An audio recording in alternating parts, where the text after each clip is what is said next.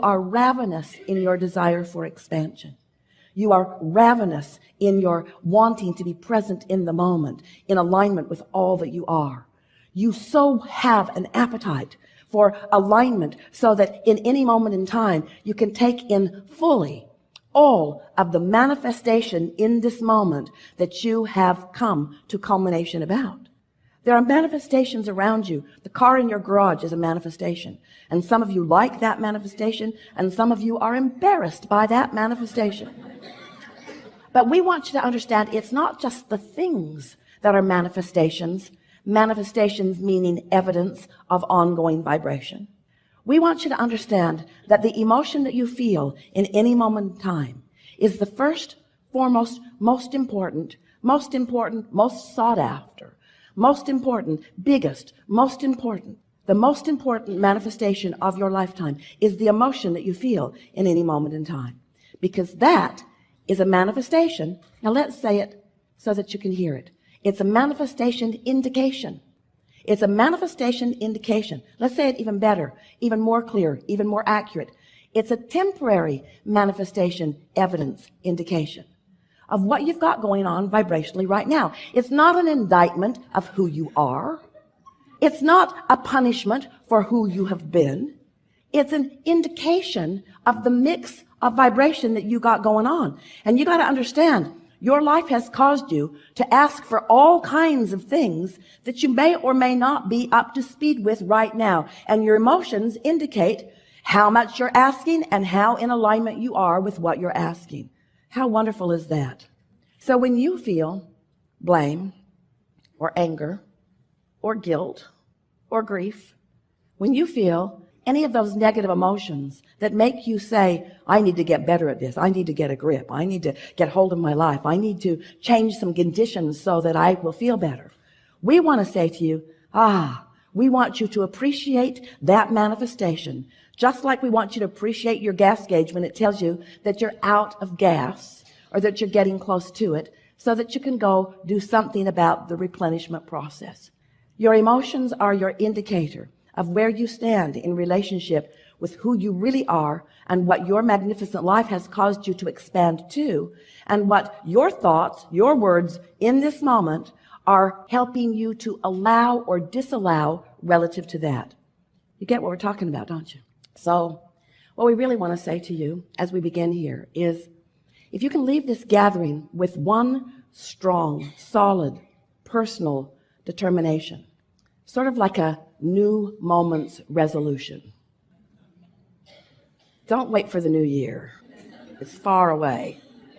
And this one already got here and you already screwed it up. That new moment's resolution that goes like this. I'm doing really well. I'm right exactly where I want to be in order to experience the most that this life has to give me. You are never in the wrong place, but sometimes you're in the right place looking at things in the wrong way. And every time you're mad at yourself, you're looking at it in the wrong way. Every time you're mad at somebody else, you're doing that too.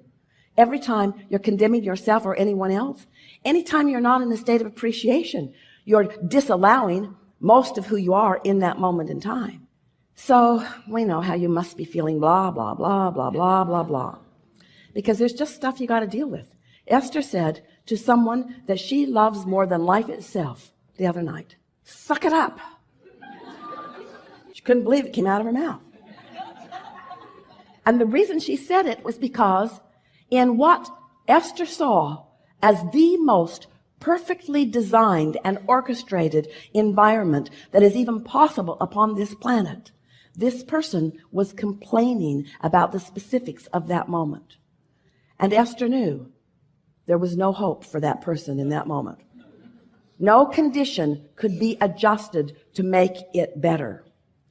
And Esther realized with such vivid awareness, it was shocking to her how clear she understood this in this moment.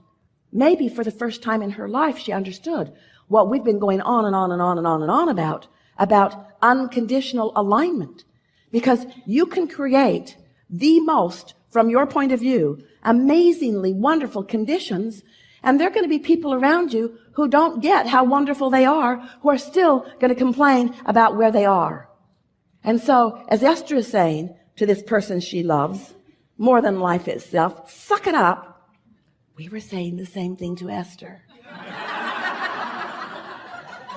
Now you're using someone unhappy with a condition as the condition that you're unhappy about. You sort of get how this goes? It's sort of like the chain of pain. It's like, if you'll be different, I'll feel better. But since you're not being different, I won't feel better. And we say, if you'd be different, you'd feel better. If you would care about how you feel more than anything else. So now I want to say something to you that you've heard us say on many occasions, but you have never heard it as clearly as you're going to hear it and feel it right now. When we talk about alignment, we're talking about allowing. And when we talk about allowing, we're talking about connection or alignment with who you really are. When we talk about allowing or alignment, we're talking about the opposite of resistance or disallowing. We're talking about allowing, aligning. In fact, we call this the art of allowing. It is an art. You learn how to be in the state of allowing.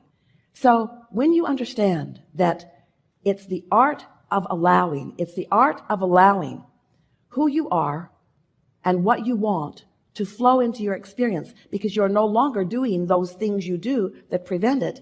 Now you begin to catch the glimpse. You begin to understand that it's all about you controlling your point of attraction. So when we talk about allowing in comparison to resisting, what we really want you to hear in a way that you've never heard it before is that there is a momentum in this energy stream that you've got going on. And sometimes, if you've been complaining about something, if you've been focusing upon it, if you've been talking to other people about it, you have a momentum going, a momentum of resistance that's in the way right now of your allowing. But what we really, really, really want you to understand is that you were born with such a stream, a powerful stream, a momentum of well-being, that you cannot ever disconnect yourself from that stream of well-being. It's dominant. Oh, you can pinch yourself off and you can make yourself miserable and you can cry and complain when it really isn't necessary. You can feel as bad as you decide you're willing to let yourself feel, or you can decide to feel as good as you are willing to let yourself feel. But we want you to understand that it's your choice, and it's time to stop giving the blame to the circumstances that you can't control for the way you feel, when there is so much about the way you feel that you can control. So here's the piece that we know will help you with that.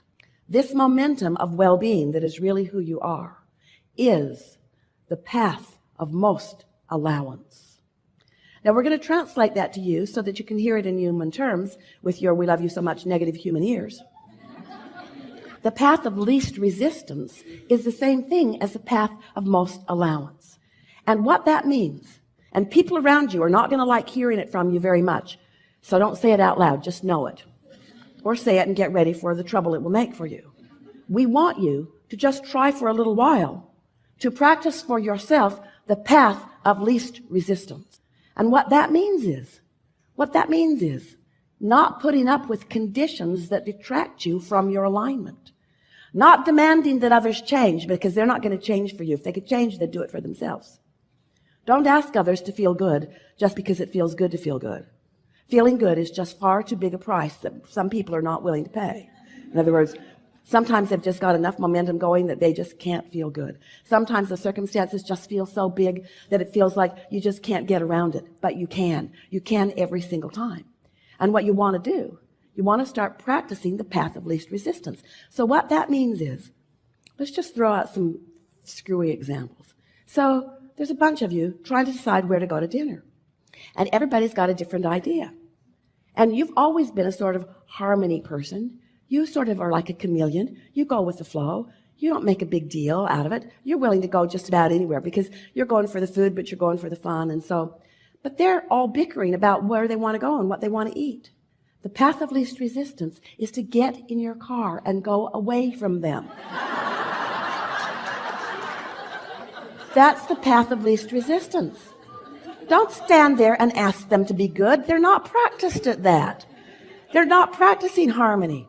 So, okay, Abraham, what are you saying? So there's a group of significantly selfish people, and you tell us that selfishness is good, and they cannot come to agreement on what they want to eat, and we say, well, maybe they can come to agreement. We're just saying if they don't, you come to agreement with what you want to eat and go eat it.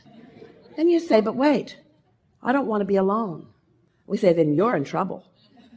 Because if you decide you don't want to be alone, then sometimes what that means is I'm going to follow the path of most resistance in order to not be alone. So as this day goes forward, we'll play with this a little bit. And as the next days of your life go forward, we think it would be a good idea if you practice it a little bit, where you just decide moment by moment, especially when you bump up against something, what is the path of least resistance? If you've got a drawer, Esther calls it her everything drawer.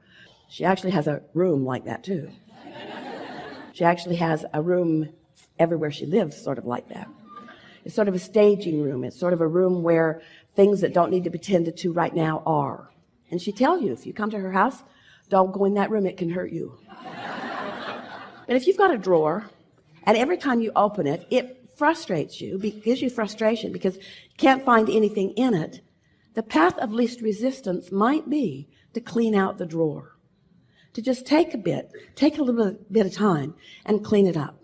So we want you to understand that we are not encouraging you to run away from conditions that are not pleasing.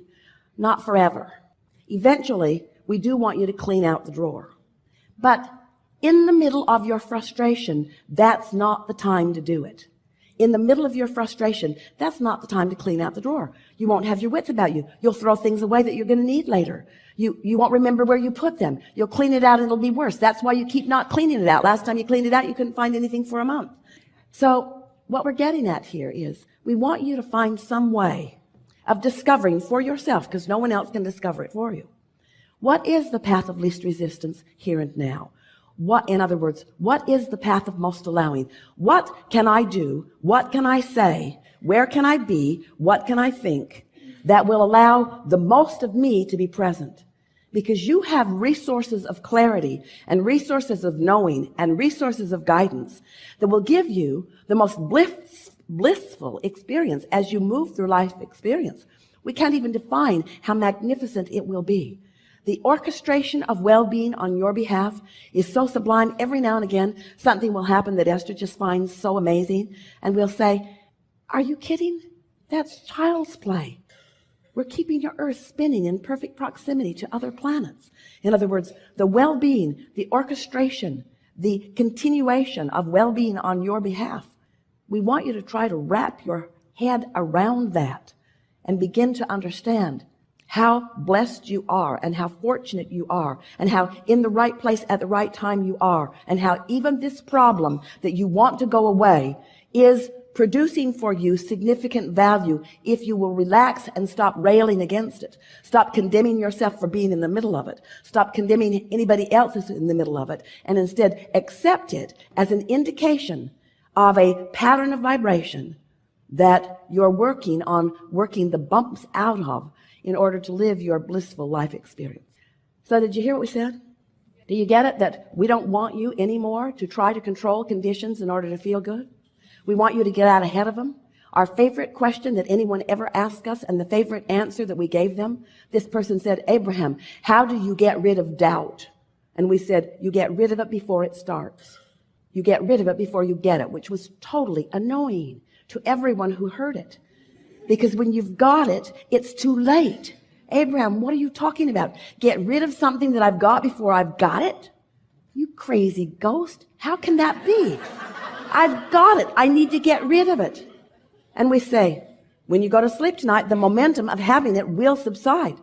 And when you wake up in the morning, you won't have it unless you go after it. And if you go after it, you'll get it again. You could wake up every morning and go get doubt again and use it as a club that you beat yourself over the head with. You could get up every morning and go get blame and beat yourself over the head with it all day long. But when you go to sleep at night, that momentum subsides. And tomorrow, you don't have that doubt unless you go get it and reactivate it again. You weren't born with it, and it's not following you every step of the way. In fact, the opposite is what is with you every step of the way. We liked this conversation.